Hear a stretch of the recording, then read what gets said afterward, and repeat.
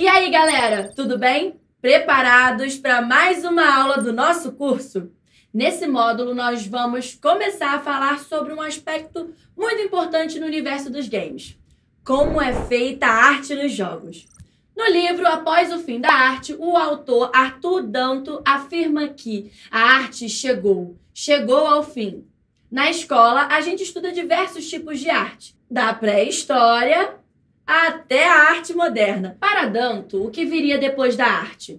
Porque quando estudamos, parece que ela tem um tempo de duração exata.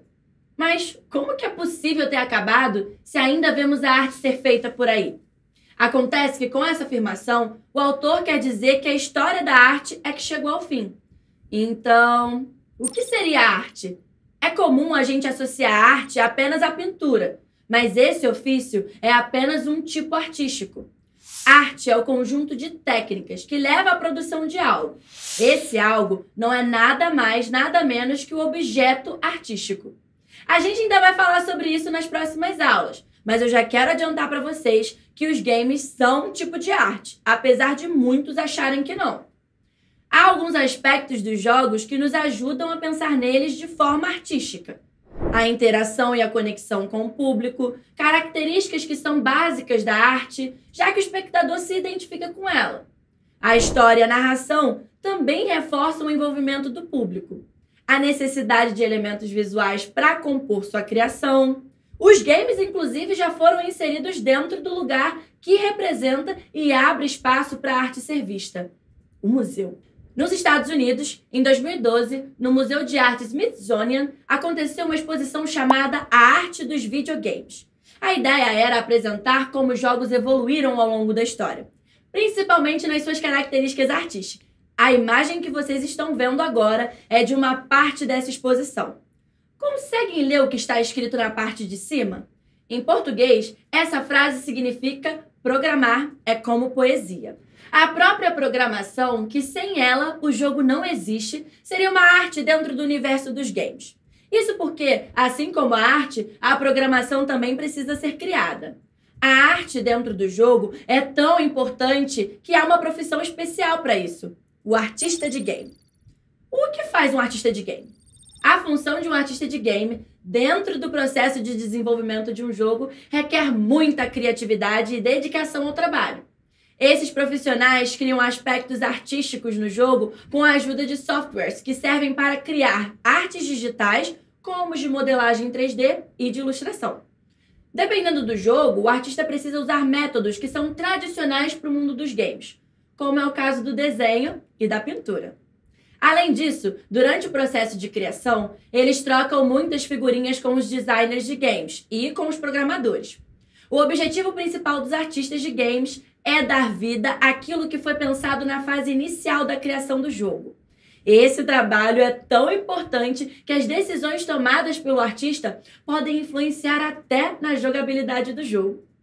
Vamos ver um exemplo da criação de arte no jogo? O artista do jogo Kane Lynch 2 Dog Days, Rasmus Poulsen, afirmou que sua meta era refletir no ambiente o estado de espírito dos personagens do game. Na imagem, é possível notar como o jogo retrata um ambiente abandonado e sujo. São os detalhes que indicam que o mundo onde Kane e Lynch vivem é tomado pela falta, e nada é perfeito, mas que de um jeito ou de outro eles precisam continuar sobrevivendo nele. Dessa forma, é possível entender como a arte contribui para a construção do jogo e como ela faz diferença no resultado e na transmissão da mensagem. Afinal, se Kane e Lynch vivessem em um mundo cheio de cores, o objetivo do jogo não ficaria tão claro para o jogador, né?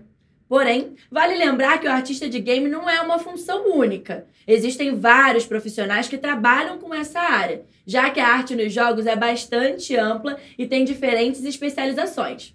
Vamos ver quais são? Os diretores de arte são aqueles e aquelas que são líderes das equipes de artistas de jogos e de animação, além de ter influência também no design dos jogos. Seu envolvimento com o game começa desde a fase da sua conceituação e precisam estar atentos à qualidade, continuidade e estética do jogo. Os artistas de conceito, conhecidos como Concept Artists, criam a arte conceitual do jogo. A pesquisa constante faz parte desse trabalho, já que eles precisam de referências para poder terem ideias de como o jogo deve ser. Os artistas ambientais. Esses profissionais dão vida ao ambiente do jogo, já que criam um mundo onde ele se passará. Sua função consiste em manter a coerência dos espaços com o tema do jogo. Os artistas de personagens. Os artistas de personagens são responsáveis por criá-los. Na primeira etapa de criação, eles podem seguir um estilo para criar um esboço em 2D. Já na segunda etapa, eles criam os personagens em modelos de computador 3D. Além disso, os artistas de personagem trabalham juntamente com os animadores, para que os modelos tenham fluidez no jogo. Uma outra coisa que também é interessante de notar é que, além da arte ocupar os games em muitas funções, os games também ocupam a cabeça de muitos artistas. Vamos ver alguns exemplos? Minotauro vs Pac-Man, de Andrei Thomas. Tetris, também de Andrei Thomas. Natureza Morta, com PlayStation 2, de Danilo Ribeiro. Game Over, de Kordian Lewandowski, que é uma releitura do quadro Pietà, de Michelangelo. E Mario Patron of St. Brooklyn, de Bud Johnson, que é uma releitura das representações de São Jorge. Perceberam quantas possibilidades existem com a união dos jogos com a arte? E não para por aí. Dentro do universo dos games, existem ainda os chamados jogos artísticos. A vertente dos jogos artísticos se contrapõe à ideia de que os games são apenas um produto de consumo em larga escala. Isso porque a arte entra como um fator muito especial, principalmente pelo fato de ser ela que irá atrair a atenção do jogador. Querem conhecer alguns exemplos? Então vem comigo! O jogo Okami, lançado em 2006, é inspirado na arte ocidental e sua tela é modificada ao decorrer do jogo com pinceladas. No game, isso é chamado de pincel celestial e suas técnicas se aprimoram conforme o jogador avança nele. Shadow of the Colossus foi um dos primeiros a ser chamado de jogo artístico. Nesse game, o jogador pode se aventurar por diversos cenários de um mundo antigo. O aspecto artístico em um jogo também pode ser dado também pelo meio sonoro. É o caso de Journey, em que a comunicação é construída através da música e não de diálogos. O objetivo dessa escolha é fazer com que o game tenha uma conexão emocional com o jogador, já que seus temas são mais afetivos. Proteus é um jogo que gera contemplação no jogador e faz até relaxar. Os sons dos games são bastante interativos e dignos de quem está num lugar de natureza, pois dá para escutar diversos animais ao longo da exploração. Além disso, é um jogo que mescla o dia e a noite e se passa durante as 4 estações do ano. Famoso entre os jogos artísticos indie, Braid conta com um cenário cheio de detalhes e cenas que foram coloridas à mão e uma reconhecida trilha musical. Um fator interessante nesse jogo é que a mensagem que o game deseja passar é a importância de se aprender com os próprios erros. Ela foi incorporada no próprio funcionamento do jogo, pois permite que o jogador volte no tempo alguns segundos, a fim de superar uma situação de perigo. Kentucky Route Zero tem o foco na narrativa poética e é dividido em capítulos, além de traços do estilo surrealista. Um dos personagens do jogo, inclusive, possui uma instalação artística própria. Feito com arte aquarela, Grease é um jogo que explora a jornada subjetiva e é bastante intuitivo. Nele, o jogador tem sua imaginação testada ao precisar montar quebra-cabeças conceituais. Mesmo sem ter diálogos, Grease ganhou notoriedade principalmente por sua história, que trata de um tema jovem que precisa desenvolver habilidades especiais para superar um evento traumático. Esses são alguns dos jogos artísticos que fizeram sucesso mundo afora. Alguns deles, pessoal, também jogos indies, como é o caso do Braid. Vocês sabem o que eles são? Jogos indies trata de uma abreviação de jogos independentes, que são games produzidos de forma autônoma, ou seja, não tiveram apoio financeiro de empresas. No começo, os jogos indies eram aqueles considerados ruins e que não circulavam no grande mercado de games. Porém, com o crescimento da tecnologia, muitas ferramentas de criação de jogos se tornaram acessíveis e permitiram que criadores pudessem desenvolver seus próprios games. Assim, os jogos indies começaram a ganhar popularidade e passaram a ter reconhecimento por meio da mídia. Mas a gente sabe que para desenvolver um jogo, precisamos passar por diversas etapas, assim como nos games. Por isso, Para criar um jogo independente, a gente precisa estudar algumas áreas.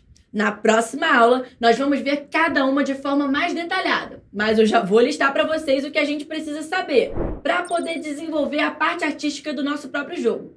Arte conceitual, design de personagens, design de ambientes e design de interface. Um aspecto muito importante dentro do jogo é a interface. Vamos descobrir como ela funciona? Interface é o que irá transmitir para o jogador aquilo que está acontecendo dentro do jogo. Para se referir à interface, há um termo que ficou bastante popular entre os desenvolvedores de jogos. HUD significa Heads Up Display, que pode ser traduzido como tela de alerta. O HUD trata dos elementos que aparecem na tela para o jogador, como a quantidade de vidas, a força e a pontuação. Por essa razão, ao criar a interface do game, esses elementos precisam estar bem visíveis, para que o jogador saiba do seu progresso enquanto joga. Para construir essa interface, a gente precisa ter conhecimento de todos os elementos que devem estar nela. Vamos ver quais são? Barra de estação indica a mudança de estação conforme a partida avança. É uma espécie de cronômetro que indica ao jogador quanto tempo falta para terminar o nível. Assim, para saber se a estação está acabando, há 2 ícones, um em cada extremo da barra, para que o jogador se guie. Esse elemento é bom de ser usado em jogos que têm tempo limite para realizar as tarefas de cada nível. Contador numérico é o que informa quantas vidas o jogador ainda possui. Barra de energia indica a quantidade de energia que o jogador ainda tem para uma determinada partida. Esse elemento aumenta conforme o jogador recolhe os objetos responsáveis por essa tarefa de dar energia. Ícone de bomba. Esse elemento trata daquilo que está em posse do protagonista e que pode ser utilizado para se defender dentro de um game. Além de pensar nos detalhes que vão estar na interface, é preciso pensar na computação gráfica. Aqui, nós iremos falar sobre a computação gráfica em 2D. Vamos ver quais aspectos de interface do 2D possui? Superfícies. O conceito de superfície foi criado no campo de jogos 2D, para se referir à criação de cenários. Com isso, foi possível separar a ideia de plano de fundo da parte que compõe a ação principal do jogo. No caso do jogo 2D, a superfície será composta por camadas, para dar a ilusão de profundidade, quando na realidade tudo está no mesmo plano. Sprites. Os sprites são imagens bidimensionais e em sequência, que representam diferentes estados. Como na imagem, demonstra que um personagem pode estar em diferentes estados de movimentação durante o jogo. Se você tiver interesse em procurar sprites para o seu próprio jogo, aqui vai uma lista de sites gratuitos que vocês podem usar. Anota tudo, porque eles são importantes para o seu jogo.